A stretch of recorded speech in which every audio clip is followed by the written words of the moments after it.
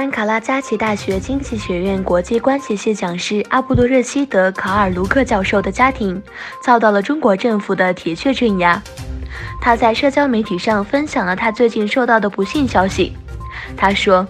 ，2年来他一直无法与卡神的家庭联系，他试图通过其他渠道与家人联系。最近收到了一些有关他亲戚的消息，他的一个哥哥因受到中国当局的酷刑而瘫痪，一个哥哥被判入狱，另外2个兄弟也被关押在集中营。他的80岁的母亲和侄子侄女的下落不明。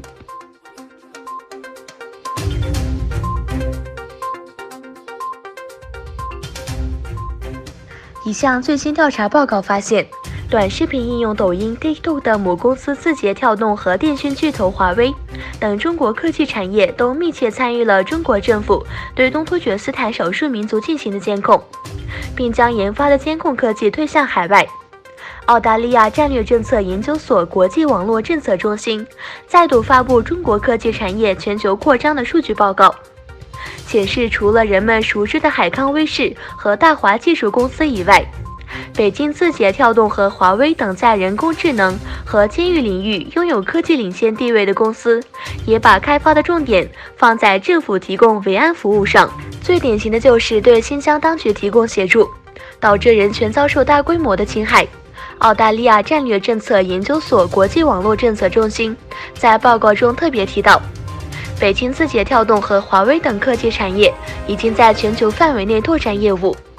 这些公司为政府研发的监控科技也将跟随公司走向海外，值得西方国家警觉。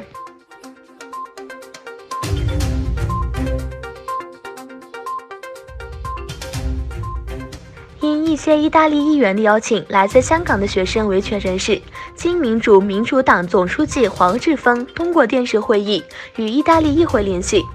导致意大利与中国之间的争论。中国驻罗马大使馆对一些议员将黄志峰与议会主持的会议联系的事实做出了回应。大使馆在一份声明中说，黄志峰歪曲了事实，使暴力合法化，并捍卫了外国势力在香港的干预。意大利外交部在有关中国大使馆的声明中说，这是不可接受的，完全不尊重意大利议会的主权。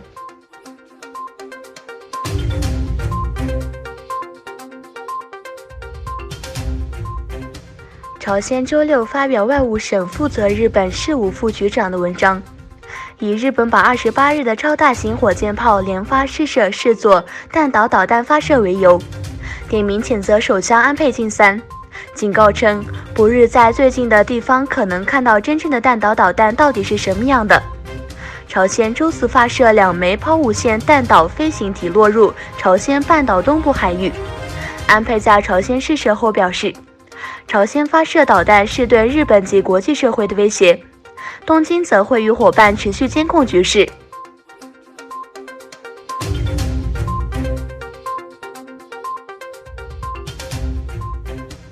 伊拉克安全力量对此卡尔和纳杰夫省的反政府示威实施干预，造成25人死亡，203人受伤。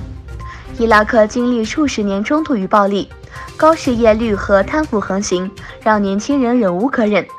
自10月起，伊拉克多地爆发示威抗议活动，抗议政府腐败、服务不力及高失业率。